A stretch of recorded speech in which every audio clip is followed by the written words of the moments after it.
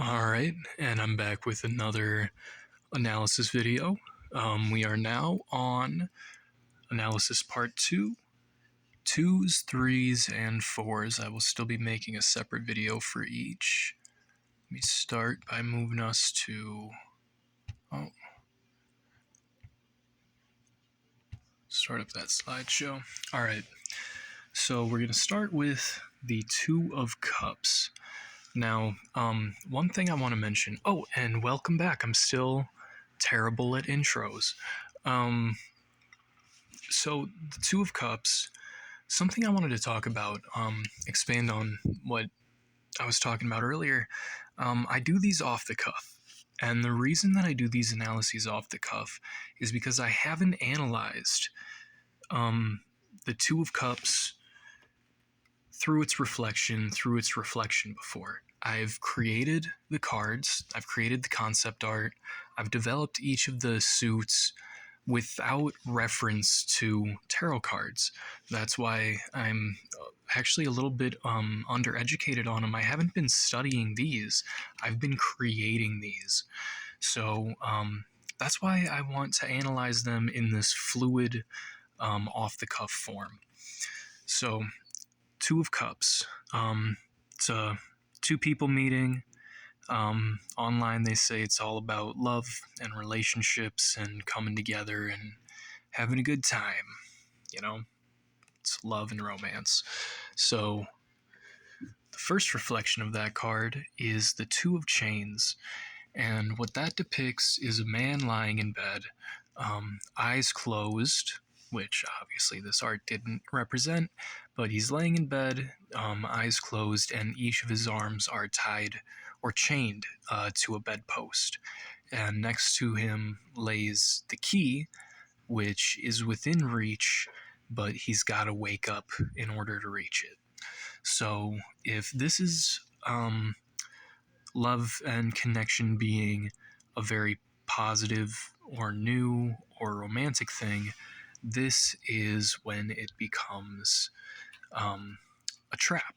This is when it becomes something you don't even know that you want to escape yet. And this could be a reading outside of love as well.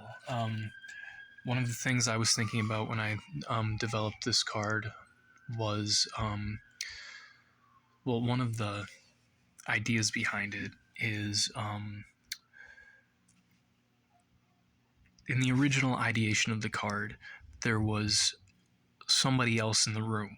So the current ideation is that both arms are tied, but the original idea for the card I had was one arm tied to the bedpost and the other being tied, not quite chained up yet, by another person.